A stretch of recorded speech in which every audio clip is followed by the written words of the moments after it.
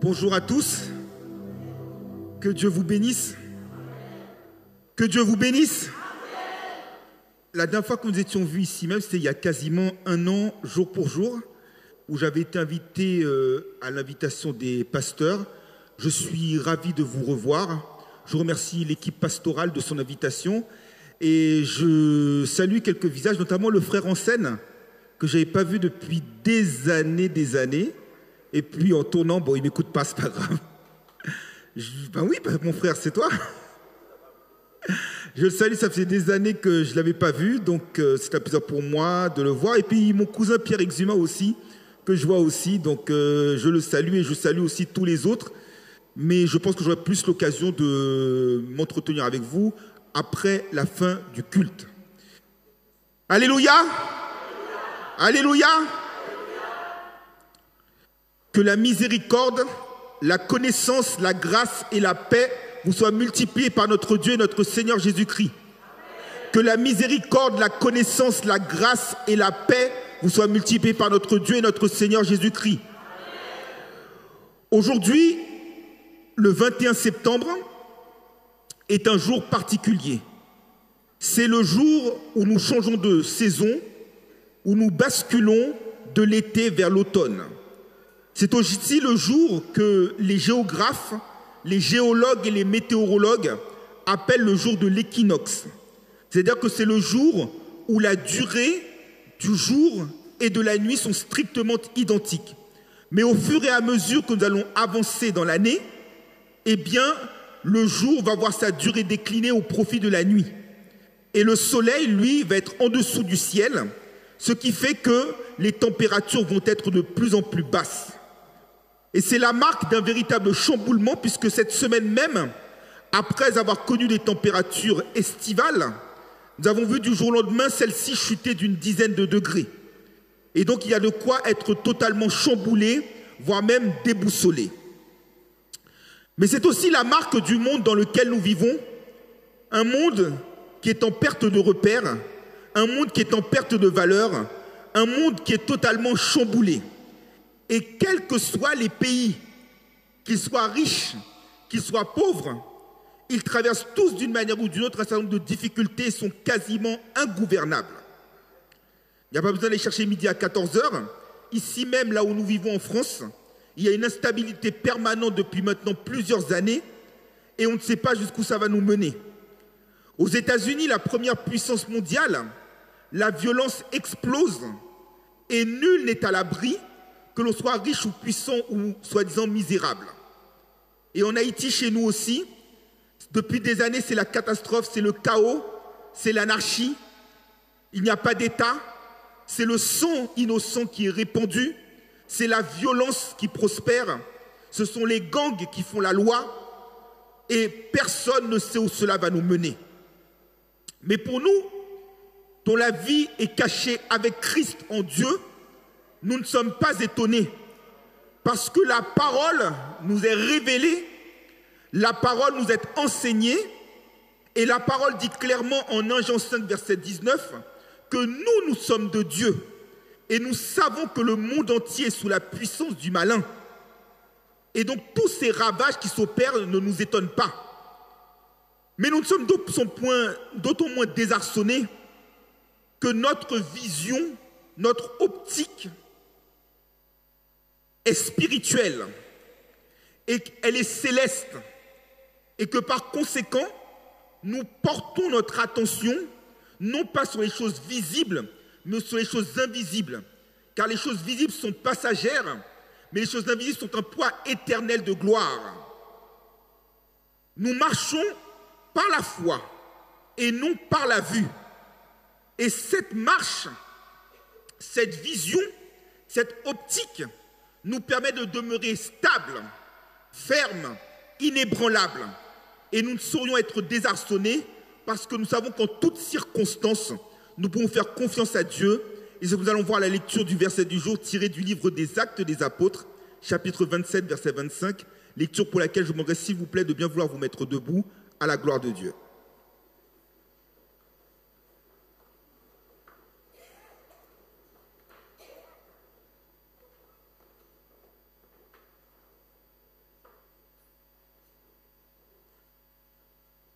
Mes frères et sœurs dans la foi, le texte du jour sera tiré du livre des Actes des Apôtres, chapitre 27, verset 25.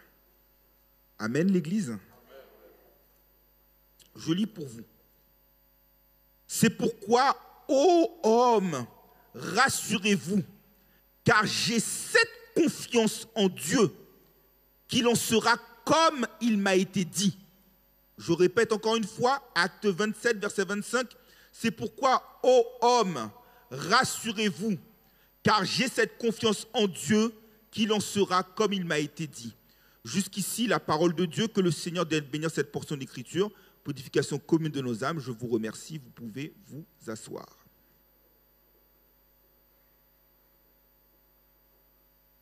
Le titre du message que Dieu a pour vous en réserve ce matin, c'est faire confiance à Dieu contre vents et marées. Faire confiance à Dieu contre vents et marées.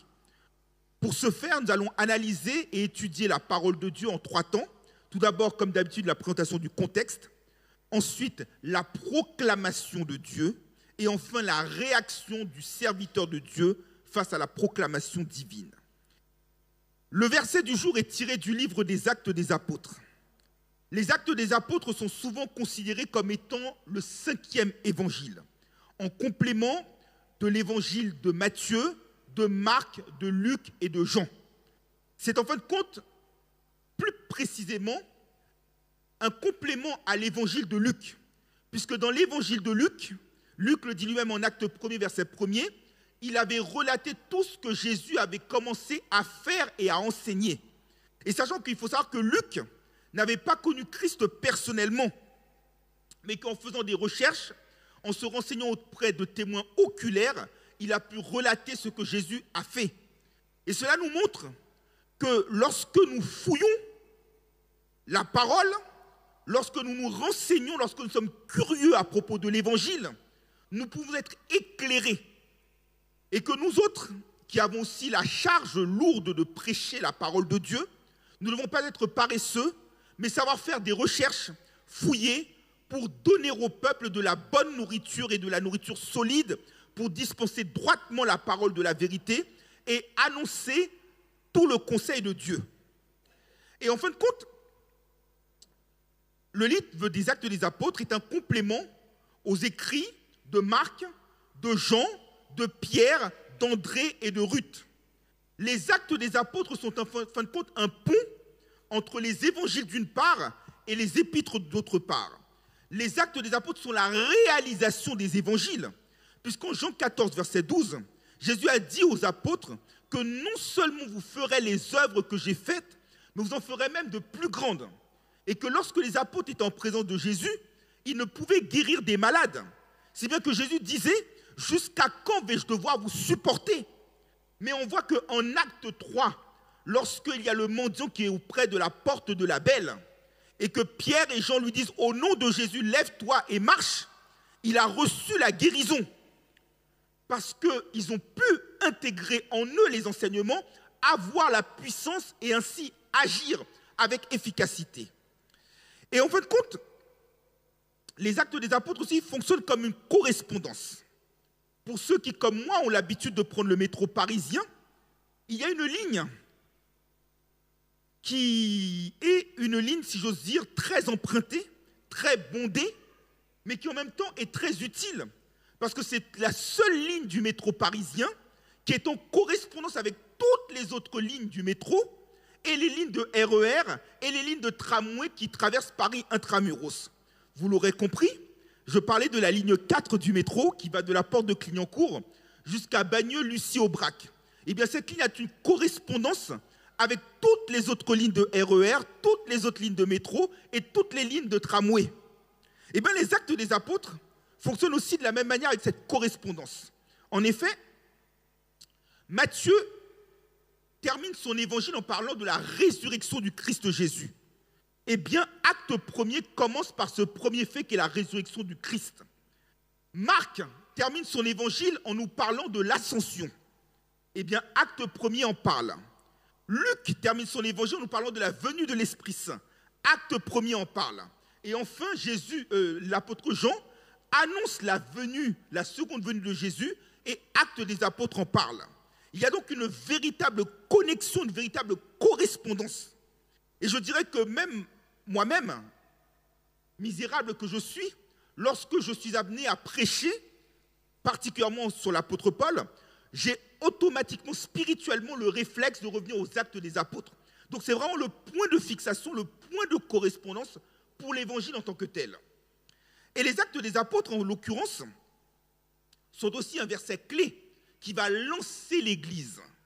Puisqu'en fin de compte, c'est l'évangélisation, c'est l'expansion, c'est l'effusion, c'est l'onction, c'est la multiplication. Avec ce verset clé qui nous est donné en guise de mandat, qui vient compléter ce que Jésus avait dit en Matthieu en nous disant « Allez, faites de toutes les nations des disciples, les baptisant au nom du Père, du Fils et du Saint-Esprit ». Eh bien, en Acte 1, verset 8, il nous est dit « Vous recevrez une puissance ». C'est-à-dire que ce n'est pas de nous-mêmes que nous agissons. Le Saint-Esprit survenant sur vous, et vous serez mes témoins à Jérusalem, dans la Samarie et la Judée et jusqu'aux extrémités de la terre. Il faut être revêtu de la puissance pour agir dans les Actes des Apôtres. Et lorsqu'il nous parle d'être à Jérusalem, c'est à la maison. Quel est ton comportement à la maison chez toi? Avec ta femme, avec tes enfants, avec tes parents. Dans la Samarie et la Judée, c'est dans le quartier. Quel est ton témoignage dans le quartier dans lequel tu vis? Es-tu une vitrine de Christ? Reflètes-tu l'empreinte de Christ? Marches-tu dignement de l'évangile que tu as reçu? Et jusqu'aux extrémités de la terre signifie que partout où tu vas, dans cette génération perverse et corrompue, tu dois briller comme un flambeau. Dans ton travail, tu dois refléter la personne de Christ. Tu voyages à l'étranger, tu dois refléter la personne de Christ. Danton disait, on n'emporte pas sa patrie à la semelle de ses souliers. Mais la vérité, c'est que partout où tu vas, tu es un petit Christ et tu dois refléter la personne de Christ. Et le canon des Actes des Apôtres fonctionne selon le même principe. De Acte 1 à Acte 7, on est à Jérusalem, avec notamment Pierre et Jean qui vont prêcher le jour de la Pentecôte. Le Saint-Esprit va descendre et Pierre et Jean étant sans formation, sans instruction, qui démontre que quand tu veux enseigner le peuple de Dieu, quand tu veux le conduire, ce n'est pas une question de diplôme, ce n'est pas une question d'études de théologie, c'est une question d'être animé par l'Esprit et accepter d'être formé, d'être informé, d'être transformé par Jésus. Et ces hommes-là ont prêché 3000 âmes. Ensuite, on a Actes 8 et 9 avec Philippe, qui va évangéliser.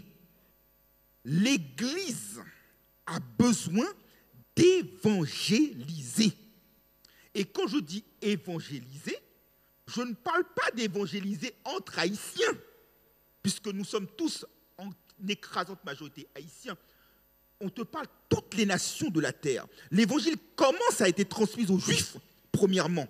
Mais on doit bouger, on doit se déplacer. Lorsque Dieu a envoyé Abraham, il lui a dit « Quitte ta terre, quitte ta famille, quitte ta nation, pars !» Là, on vous dit « Allez, faites de toutes les nations des disciples. » Tu dois bouger. Tu ne peux pas être un chrétien plâtré. Tu peux être un chrétien handicapé, mais un chrétien en mouvement. Jérusalem, on commence avec notre communauté, on commence avec notre maison. Samarie et Judée, sachant que les Juifs et les Samaritains, pasteur, tu le sais dans la conversation, l'entretien entre Jésus et la femme samaritaine, ne sont censés n'avoir aucun rapport entre eux. Eh bien non, on traverse, l'évangile traverse les frontières. Tu vois, quand tu circules dans les pays de l'Union européenne, tu vas, par exemple, de la France vers la Belgique pour éventuellement te rendre aux Pays-Bas. Quand tu traverses la frontière, il n'y a pas de barrière douanière. L'évangile, c'est ça, il n'y a pas de frontière. Donc, on doit circuler, être en mouvement. Et ensuite, à partir de Acte 10 jusqu'à Acte 28, c'est jusqu'aux extrémités de la terre, avec notamment l'apôtre Paul, du côté de Rome, qui est en fin de compte aujourd'hui l'équivalent de ce qu'on dirait de Washington DC, qui était à l'époque la ville la plus importante du monde. Là, en Actes chapitre 27, Paul avait quitté Jérusalem et avait pour objectif de se rendre à Rome, justement. Et Paul va être emprisonné. Et pour vous refléter la puissance qui se manifeste, Acte 27, verset 3 nous dit que Paul était malade. Paul était prisonnier. Et celui qui devait le surveiller s'appelait Julius. Julius avait la responsabilité du prisonnier, mais comme Paul était malade, il lui a autorisé, il lui a donné une sorte de permanence pour aller se faire soigner. Mais c'était un risque énorme. Parce que du temps de l'Empire romain, lorsqu'on vous confie un prisonnier, si le prisonnier s'échappe, c'est vous qui allez devoir purger la peine à sa place. Et à l'époque, la peine de mort existait. Julius lui a fait confiance. Paul est parti. Et ensuite, Paul est revenu. Et il faut savoir qu'au moment où le bateau devait prendre la route, ou plutôt la mer, pardonnez-moi, c'était une période qui était extrêmement délicate.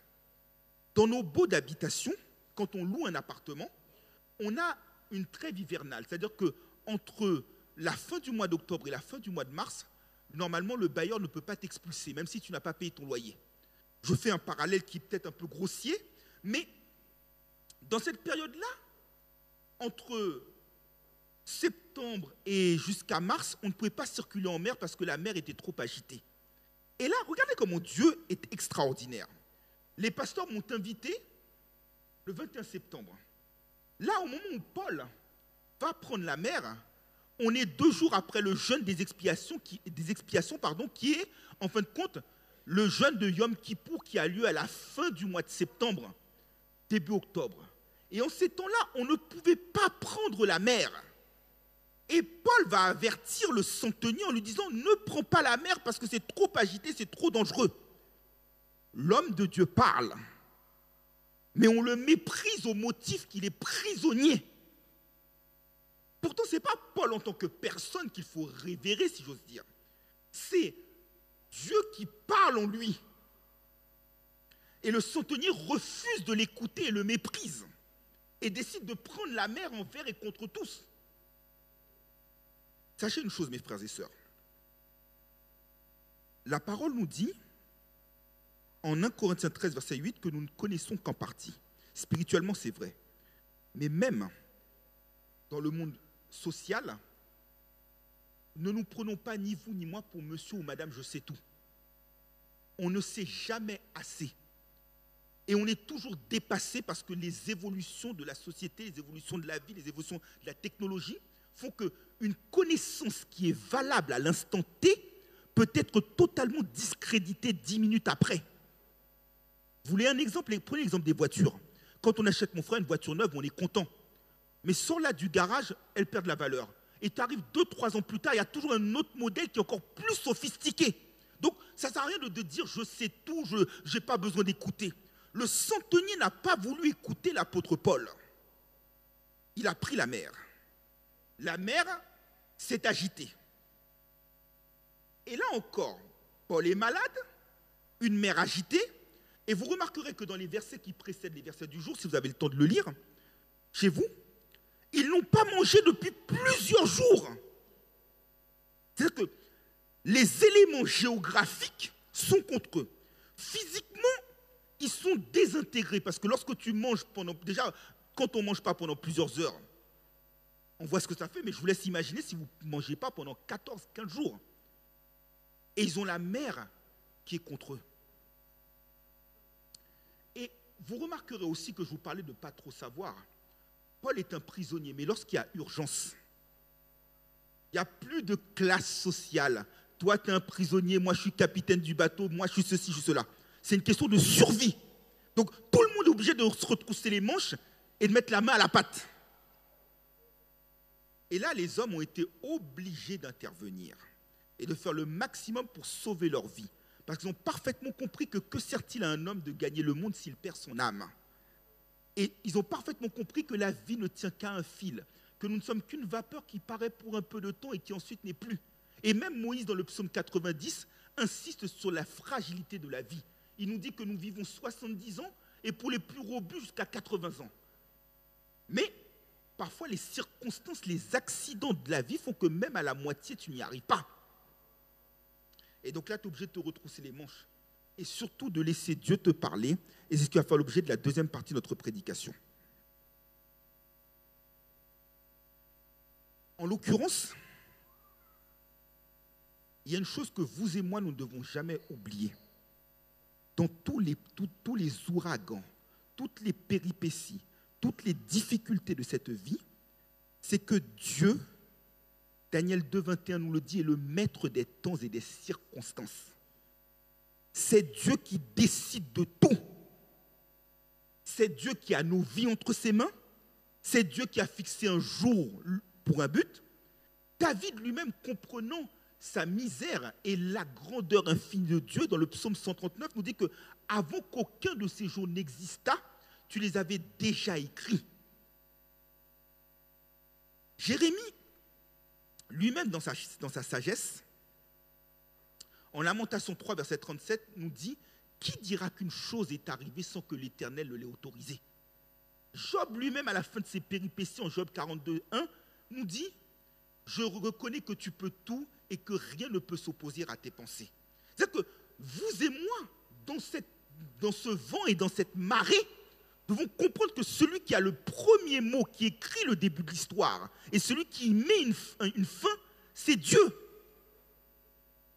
Et Dieu avait déjà planifié cela, pasteur Sénat, pour que Paul ait comme péripétie, comme avec Lazare.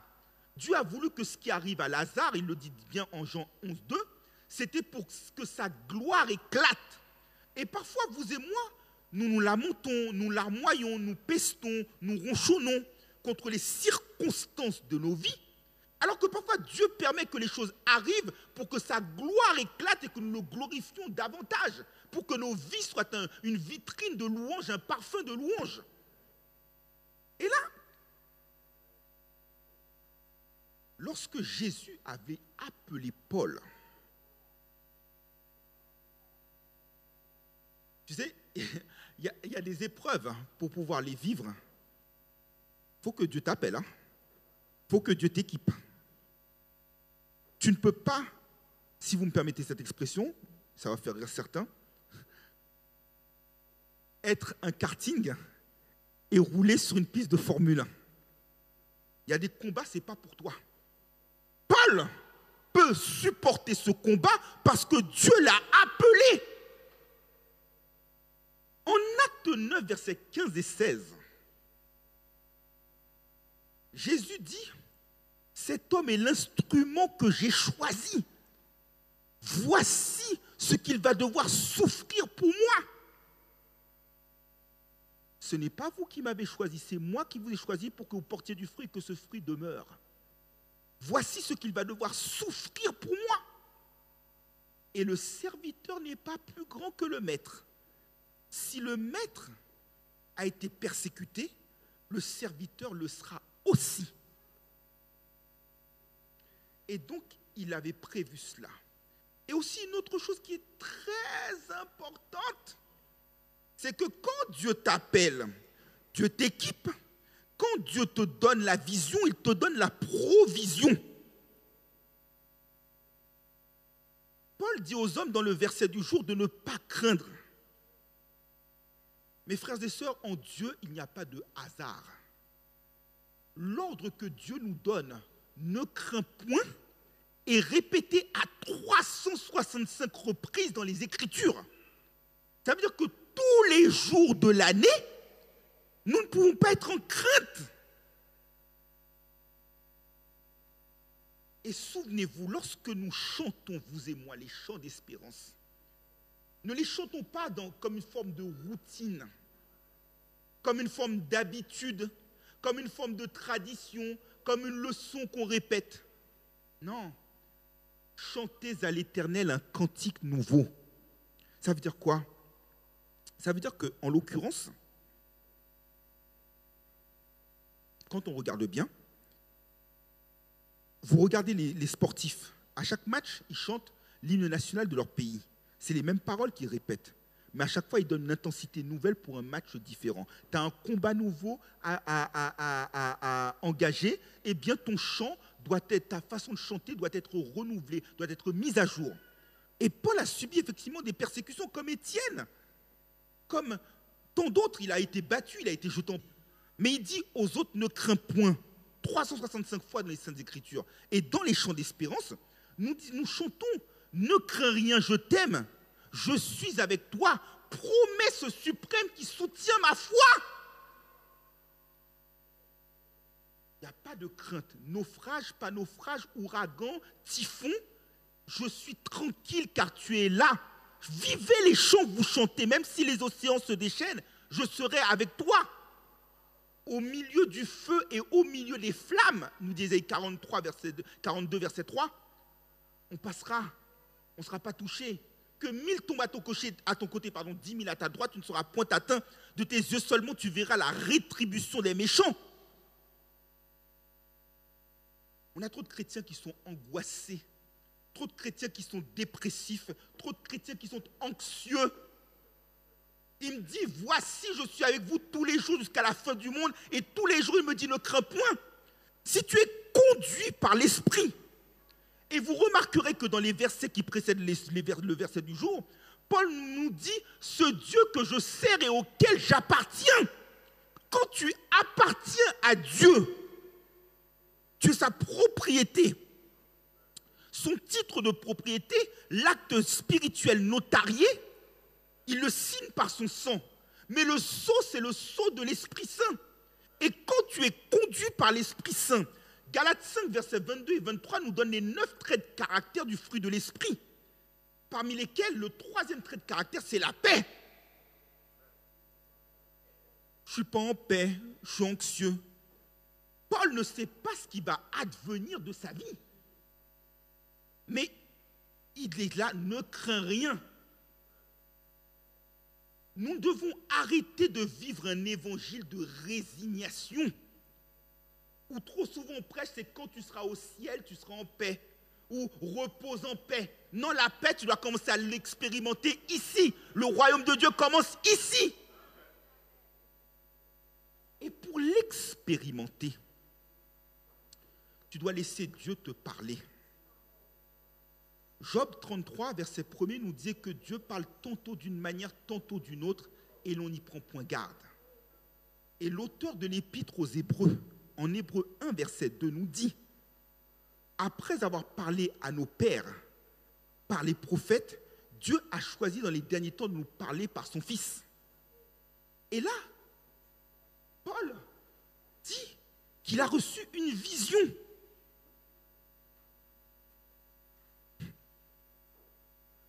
Tout est coordonné. Quand Pierre a prêché le jour de la Pentecôte, Pierre a repris le livre du prophète Joël en disant que dans les derniers jours, je répandrai mon esprit sur toute chair, les jeunes gens, les vieillards auront des songes, les jeunes gens auront des visions, et les jeunes filles prophétiseront, je répandrai mon esprit sur toute chair. Paul a reçu une vision qui lui a garanti l'arrivée. Et ce n'est pas la première vision qu'il a. Lorsqu'il devait se rendre du côté de Philippe, il voulait aller en Asie, mais l'esprit de Jésus l'a empêché de le faire. Acte 16, 9 nous dit qu'il a reçu une vision lui disant de passer par la Macédoine. Lorsque Paul était du côté de Corinthe et qu'il avait peur parce qu'il avait une adversité qui était forte, Paul a reçu une vision qui a dit « Ne crains point, ne te tais point, parle. » Tu veux résister contre vents et marées, tu dois écouter Dieu te parler et en règle générale, je le dis pour la collectivité que nous sommes, l'Église a besoin de recevoir l'esprit de prophétie. Nous n'avons plus de prophétie dans nos églises. De nos jours, dans nos églises, nous faisons, pardonnez-moi de ce que je vais dire, mais nous faisons l'évangile, mais nous la faisons sans Jésus. Nous avons besoin que Dieu nous parle. Moïse, en son temps, en Nombre 11:31, disait, il prie à ce qu'il y ait des prophètes, qu'il y ait une multitude de prophètes, mais où est l'esprit de prophétie dans l'Église? Nous faisons des choses à notre manière et nous disons « Dieu m'a parlé ». Et Ézéchiel 13, verset 3 nous dit que ce sont souvent des visions, nos rêveries. Si je pense matin, midi et soir à ce micro et que je l'ai en ma possession, je dis « Ah ben tu vois, Dieu m'avait donné la vision ». Non, il y a une certaine forme d'attractivité, mais ce n'est pas Dieu qui t'a parlé. C'est ton obsession à toi, peut-être même, pardonnez-moi, un démon qui t'agite. Après, tu dis, ah ben oui, Dieu, il m'a dit ça. L'Église a besoin de la prophétie. L'Église a besoin de vision. Parce que je vais t'expliquer pourquoi. Sans vision, un peuple meurt. Sans prophétie, on ne peut pas conduire un peuple. Tout ce que Paul a pu faire dans son ministère, même là dans le bateau et par rapport à l'ouragan, Paul ne peut pas dire ne crains point de sa propre bouche. Paul le dit parce que Dieu lui a parlé réellement. De nos jours, Dieu merci, ce n'est pas le cas ici, mais on a un évangile publicitaire. Ah oui, venez à telle réunion, miracle, délivrance, guérison. Non, ayons un esprit de discernement. Matthieu 24, verset 24 nous dit que dans les derniers temps surgiront des faux Christ, des faux prophètes qui séduiront même, s'il en est possible, les élus. Attention, la vision, on a besoin d'avoir une prophétie que Dieu parle. Paul ne peut pas se permettre de sa propre bouche de dire « Ne crains point ». Il ne nous arrivera pas, parce que le Dieu que je connais, il rassure. Parce que Paul a vu Dieu lui parler. Jérémie avait fait ce même constat. Il avait dit très clairement, gardez-vous des faux prophètes, en Jérémie 23. Et pour connaître le succès, pour traverser au milieu des eaux, des flammes, des naufrages, des typhons, des ouragans, pour se confier en ces prophètes. Reprenez 2 Chroniques 20, verset 20. Confiez-vous en l'Éternel votre Dieu et vous serez affermis. Confiez-vous en ces prophètes et vous réussirez. Mais je parle du prophète auquel Dieu a réellement parlé. Je ne parle pas du charlatan. Ou parfois on va te t'inquiète pas, dans 1 an, dans 2 ans, tu vas voir, tu auras une maison, tu auras ceci, tu auras cela. 5 ans, 10 ans passent, 20 ans, rien ne se passe. Et on a beaucoup de chrétiens qui sont crédules. Tu ne dois pas être suspendu aux lèvres du prédicateur, aux lèvres de l'enseignant, aux lèvres du pasteur. Mais tu dois être un chrétien qui te concentre sur la parole. Les chrétiens de Béret, quand Paul leur parlait, ils allaient revérifier pour voir si ce que Paul disait, il était exact. Nous, de nos jours, on a trop de chrétiens qui sont crédules, qui sont naïfs, parce qu'ils ne connaissent pas la parole. Et donc, quand on leur dit une vision, ils n'ont pas, si j'ose dire, la maturité pour discerner ce qui est vrai et ce qui est faux. Et donc, ils font naufrage.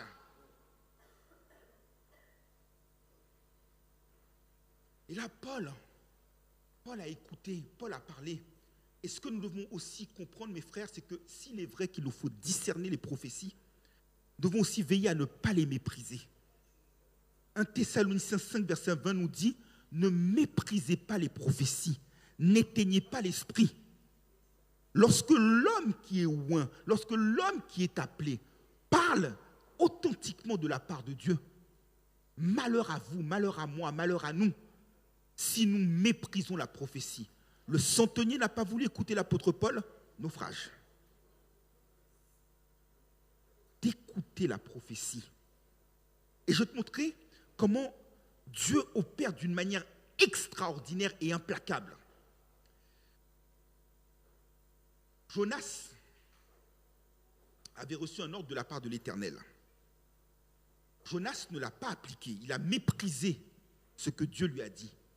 Jonas a fait naufrage, Jonas 1, verset 12. Paul a écouté la voix de Dieu et il a pu traverser les tempêtes.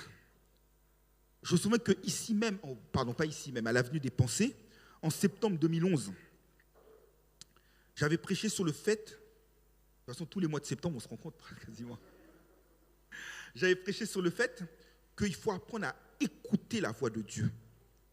Ne soyons pas comme Ève qui a écouté d'une oreille et oublié et ensuite dit Dieu a-t-il réellement dit que.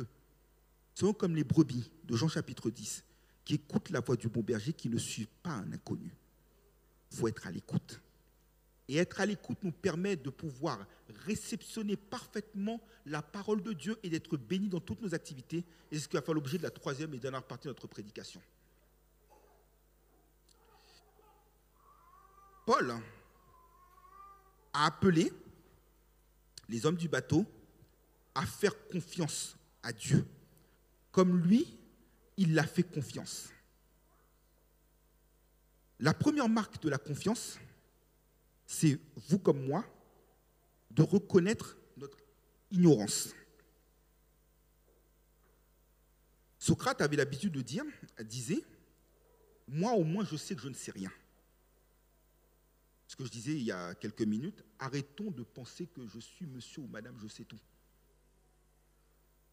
Salomon, bien avant lui, nous disait, en Proverbe 3, versets 5 à 8, « Confie-toi en l'Éternel de tout ton cœur, reconnais-le dans toutes tes voies, et il aplanira tes sentiers. » Là, Paul nous dit qu'il se confie en Dieu. Il a une confiance en Dieu, il marche par la foi et non par la vue. Paul fait une confiance aveugle à son Dieu. Paul ne pose pas de questions. Paul ne fait pas de chambardement. Mais il comprend parfaitement que c'est son Dieu qui est au contrôle. Et en lui faisant confiance, il sait pertinemment que Dieu n'est pas dans le rétropédalage. Dieu n'est pas dans la rétractation. Je vous donne un exemple. Vous décidez de faire un crédit à la consommation. On vous accorde le crédit. Vous avez un délai de réflexion de 15 jours. Ce délai de réflexion de 15 jours vous permet de pouvoir vous rétracter et de revenir en arrière. Dieu, ce n'est pas son cas. Quand Dieu dit une chose, Dieu l'a fait. Je peux vous citer pléthore de versets, mais je vais en citer juste 2. Hébreux 6, verset 18 nous dit qu'il est impossible que Dieu mente. Dieu peut tout faire, sauf mentir. Et 1 Pierre 1, 25 nous dit que la parole de Dieu subsiste éternellement.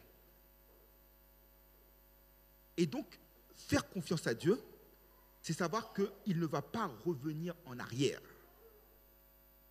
Et Paul nous dit, ce Dieu que je sers et auquel j'appartiens. Et en fin de compte, il y a une très grande différence entre croire que Dieu existe d'une part et croire en Dieu d'autre part. Jacques 2, 19 nous dit que même les démons croient que Dieu existe. Là, ce que Dieu te demande, ce n'est pas de croire qu'il existe, c'est de croire en lui. Le Dieu en qui j'ai cru. Paul nous dit très clairement en 2 Timothée 1, verset 12, « Je sais en qui j'ai cru. » Parce qu'il a une connaissance de son Dieu. Et je ne parle pas de connaissance à caractère intellectuel. Je parle de celui qui a développé une intimité avec son Dieu, une communion. Dieu ne veut pas de connexion. Je prends un exemple. Ici, il y a la bande Wi-Fi. La connexion, elle vaut que pour ce lieu. Si je vais dans la rue, je perds la connexion Wi-Fi. Dès que la communion que tu as avec Dieu, que tu sois ici, dans la rue, elle demeure. Dieu veut une communion. Développons aussi des automatismes avec Dieu. Tu vois, quand 2 joueurs de football sont habitués à jouer ensemble, l'un sait parfaitement où est-ce que l'autre va faire son appel. Et sait parfaitement comment il doit lui donner le ballon pour qu'il marque. Quand tu connais ton Dieu, quand tu sais à qui tu appartiens, quand tu sais que tu n'as pas de grands problèmes et que tu as un grand Dieu, quand tu sais que plus fort que celui qui est en toi, que celui qui est dans le monde, tu n'es pas effrayé par les tempêtes. Tu n'es pas effrayé par les tempêtes. Tu n'es pas effrayé par les ouragans. Tu n'es pas effrayé par les bourrasques de la vie. Parce que tu sais que celui qui t'a fait la promesse est fidèle et qu'il répondra. Et donc Paul nous dit très clairement que lui, il connaît son Dieu. Il connaît la puissance de son Dieu. Le Dieu que je sers et auquel j'appartiens. Dieu va venir te délivrer que si tu es son serviteur. Dieu va se révéler à toi que si tu es authentiquement son serviteur. Amos 3, verset 7 nous dit, « L'Éternel fera-t-il une chose sans qu'il ait averti ses serviteurs, les prophètes ?» Quand tu es son serviteur, tu n'as rien à craindre. Il te délivrera du filet de l'oiseleur. Persécution, tribulation n'auront aucune part ni aucune prise sur toi. Et lorsque tu es confiant en ton Dieu, regarde ce que Dieu fait. Paul est en situation d'être un prisonnier. Il est entouré de païens. Ils étaient à peu près 300 sur le bateau. Il n'y avait que Luc et Aristarque qui l'accompagnaient. Mais Dieu, quand tu lui fais confiance, quand tu lui appartiens, quand tu lui sers, Dieu renverse et change la malédiction en bénédiction. Parce que maintenant, c'est le prisonnier qui dicte les ordres. Et en réalité, chose surprenante que je vais vous dire, Paul est le plus libre de tous les 300 qui sont sur le bateau. Je vais vous dire pourquoi. La parole nous dit en Jean 8, 32, « Si le Fils vous a franchi, vous serez réellement libre. » Et 2 Corinthiens 3, verset 17 nous dit, « Le Seigneur, c'est l'Esprit. Là où est l'Esprit du Seigneur, là est la liberté. » Paul est enchaîné physiquement dans le bateau. D'ailleurs, il se décrit lui-même dans d'autres épîtres, en Éphésiens particulièrement, en Éphésiens 4, 1, il se dit comme étant le prisonnier dans le Seigneur, et Éphésiens 6, 20 comme étant un ambassadeur en chaîne. Mais l'évangile que Paul porte en lui fait qu'il est le plus libre. Et regardez, je vais vous faire un parallèle qui va être extrêmement frappant. Paul a connu les tribulations en tant que serviteur de Dieu. Notamment lorsqu'il était en prison et qu'il a écrit l'épître aux Philippiens. Paul ne savait pas ce qu'il allait advenir de lui-même. Est-ce qu'il allait mourir, est-ce qu'il allait vivre, est-ce qu'il allait être décapité et autres. Qu'est-ce qu'il dit pour vous montrer quand vous êtes animé de l'Esprit de Dieu? Il leur dit en Philippiens 4, verset 4, « Réjouissez-vous dans le Seigneur, je le répète, réjouissez-vous toujours. » Fruit de l'Esprit, la joie. Philippiens 4, 5, « Que votre douceur soit connue de tous les hommes, le Seigneur est proche. » La douceur, deuxième fruit de l'Esprit. Philippiens 4, versets 6 et 7, « Ne vous inquiétez de rien, mais en toute chose, faites connaître à Dieu vos besoins par des prières, des supplications, avec des actions de grâce, et la paix de Dieu, qui surpasse toute intelligence, gardera vos cœurs et vos pensées en Jésus-Christ, la paix. » C'est-à-dire que physiquement, il est enchaîné, mais dans la mesure où il appartient à Christ, dans la mesure où il sert Christ, il est plus libre que jamais. C'est lui qui donne, qui dicte le tempo. Donc, même lorsque nous sommes dans la fosse, Dieu est capable de nous retirer, de faire de nous un leader, dès lors que nous le servons et nous l'appartenons. Et Paul aussi a un effet, si j'ose dire, contaminant. Je m'explique, au sens positif du terme. Il impulse une confiance. Quand tu es un enfant de Dieu, tu vas être une source de paix autour de toi. Et d'ailleurs, dans les Béatitudes, Jésus nous dit très clairement en Matthieu 5, verset 9, « Heureux ceux qui procurent la paix, car ils sont appelés fils de Dieu. » Tu peux être dans une tempête, nous pouvons être dans une tempête, mais quand tu es un enfant de Dieu, tu vas être une source de paix. Tu vas être en train de pester. Tu vas être un schtroumpf grognon. Tu dois apporter, procurer la paix autour de toi, être un message de paix. Quand, par exemple, nous faisons un barbecue l'été, tu as un morceau de charbon. Dès lors que le morceau de charbon est embrasé par le feu, il va faire un effet domino et transmettre son feu à tous les autres charbons pour que le barbecue puisse avoir lieu. C'est ce que Dieu attend de nous. Nous sommes un petit morceau de charbon. Mais lorsque nous avons la paix, nous devons la transmettre autour de nous. Paul est spirituellement libéré. Paul est spirituellement en paix. Maintenant, il déverse un message de paix. Il déverse le parfum de la bonne odeur de Christ. Transmettons la paix. Et autre chose qui vous montre comment, lorsque vous servez Dieu, lorsque vous appartenez à Dieu, la grandeur et l'importance que vous avez.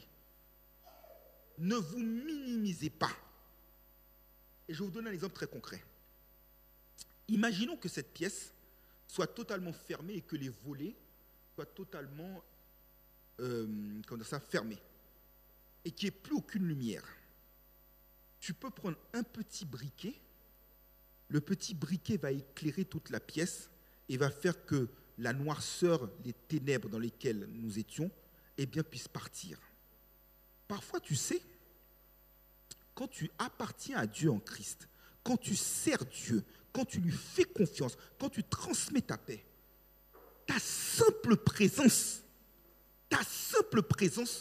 peut faire que la malédiction qui était prévue dans un endroit précis n'ait pas lieu. Là, normalement, Pasteur Patrick, le bateau doit faire naufrage. Mais la simple présence spirituelle de Paul empêche le bateau de faire naufrage. Et dans les Écritures, nous avons moult exemples similaires à celui-ci. Lorsque Dieu voulait détruire Sodome et Gomorrhe, Pasteur Sénat, Abraham a intercédé, qui fait que Dieu ne l'a pas détruit.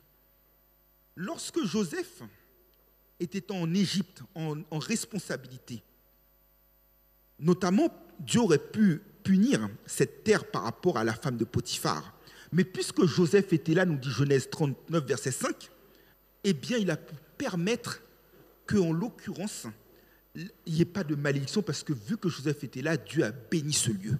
Ça veut dire que notre adoration, notre louange, notre piété, notre consécration, dès lors qu'elles sont sincères, Dieu va épargner tout le peuple de par notre présence. Et lorsque nous faisons confiance contre vents et marées, le naufrage n'aura pas lieu par notre simple présence. Parfois, tu sais, c'est l'exemple qui me vient à l'esprit. Tu prends l'avion. Nous prenons l'avion, nous sommes des centaines de passagers dans le même avion. Et certains partent pour des motifs divers et variés. Mais ta simple présence en tant que chrétien, celui qui permet que l'avion décolle et atterrisse à bon port, ce n'est pas le pilote, ce n'est pas le commandant de bord, c'est Dieu le pilote. Mais dans la mesure où toi tu es à l'intérieur, que tu es son enfant, que tu le sers, il aurait pu avoir multiples accidents, l'avion explose en plein vol, mais ta présence fait une assurance pour tout le reste. Et c'est la raison pour laquelle il nous est nécessaire de rester au pied du Seigneur et de lui faire confiance en toutes circonstances. Je vois qu'il est 12h30, donc je vais donc conclure. Ainsi donc, mes frères et sœurs en Christ, pour terminer. Ce matin, peut-être que votre vie est désarçonnée, peut-être qu'elle est chamboulée, peut-être qu'elle est bouleversée, peut-être que vous faites face à des montagnes, peut-être que vous faites face à des vagues furieuses de la mer. Mais ne vous laissez pas désarçonner, ne vous laissez pas noyer, ne vous laissez pas couler par qui que ce soit. Ayez comme bouée de secours la parole de Dieu. Ayez les yeux fixés sur l'Éternel, comme l'avait eu le peuple du temps de Josaphat face aux Ammonites, aux Moabites et aux Édomites, qui avaient su en toutes circonstances faire confiance à Dieu, sachant que celui qui est avec vous garde votre départ, il gardera votre arrivée, il ne permettra qu'aucun cheveu de votre tête ne tombe. Et donc ce qu'il attend de vous, c'est une confiance absolue, une confiance sans réserve, une confiance exclusive, une confiance définitive. Et que celle-ci, lorsque vous faites confiance à Dieu, cette foi vous permet de connaître la victoire, vous permet que vous puissiez passer au milieu des flammes, au milieu des vagues, au milieu des tempêtes, au milieu des naufrages, et d'arriver à bon port. Mon vœu pour vous, en cette nouvelle saison, c'est celui que l'apôtre Paul avait exprimé aux chrétiens de Thessalonique, en 2 Thessaloniciens 3, verset 16, que le Seigneur de la paix vous donne lui-même la paix en tout temps, de toute manière. Que le Seigneur soit avec vous tous. Amen.